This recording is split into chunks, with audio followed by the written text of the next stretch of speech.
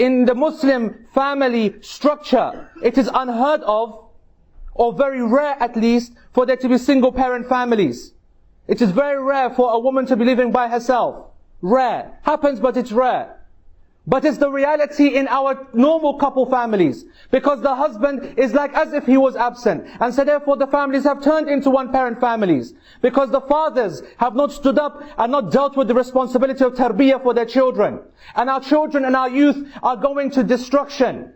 They are being destroyed in front of our eyes. And we will be held responsible for that.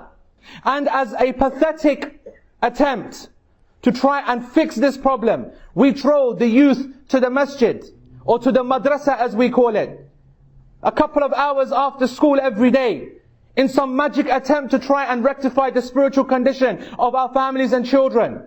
And this is not the fault of the child at that age.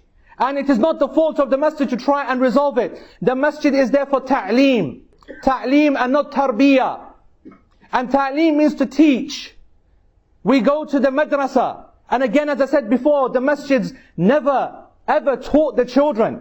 Never. When you go look back in Islamic history, you will see that the masajid were used only for the salah and for the specific circles of advanced knowledge by the scholars. But the madaris, those places where you teach the children the basics of adab, the basics of Arabic, of sunnah, of Quran, these were separate madrasa. And this is what the masjid has now become. A place where the parents will push the children hoping for tarbiyah. And tarbiyah is a very important concept. Tarbiyah comes from the Arabic word of rabba, and it means to cultivate and to bring up. It means to culture. It means to take time with something, with love and time, and that the final result is that model, is that result which has been looked after and nurtured. And that's why the word rabba in Arabic is used for plants and for projects which are taken care of from the beginning until it is finally completed. This is tarbiyah. Understand what it means. It requires time, and it requires the involvement, and it requires the presence of al-murabbi, the one who is going to give that tarbiyah. And this is not done in the masjid.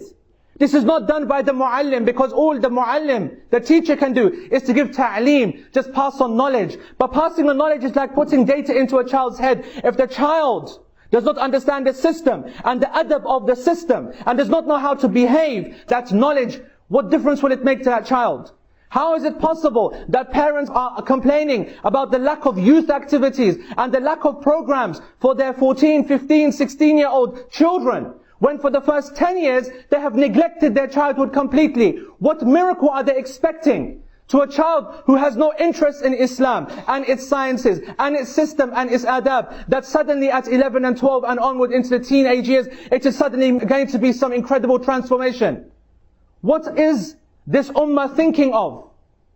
And this is a wake-up call for all parents, that their absence from their children, and they're making the dunya first in front of them, choosing their work over their family, choosing the dunya over their family, choosing money and position and employment over their family, choosing their own desires, wanting to do something for their own selves as opposed to spending time with the family.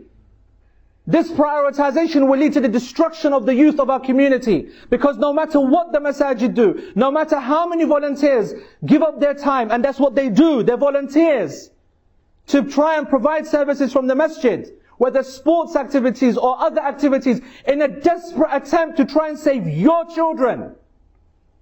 They can only do so much. Their hands are tied. Because it requires the parental involvement from the beginning. It requires their love and their attention. And the reason it's not done is because it's not easy. Children don't have the same IQ as you. And they're not as interesting to be around with as you. And they are irritating. That's because they're children. They are annoying, but that's because they're children. But the reward when you do it correctly is something that you will benefit from. And this is a very important point. Allah subhanahu wa ta'ala commands it and makes an obligation. قُوا أَنفُسَكُمْ وَأَهْلِيكُمْ نَارًا. It's an obligation. You will be held responsible if you don't do it. So you're being commanded to do it whether you like it or not. But the bonus of this point is that it's actually us that need to do this as well for our own benefit. Despite the fact that we are being forced to do it by Allah, we get the benefit. Because we are all sinners by our nature. كُلُّ ابْنَ آدَمْ خَطَّاء.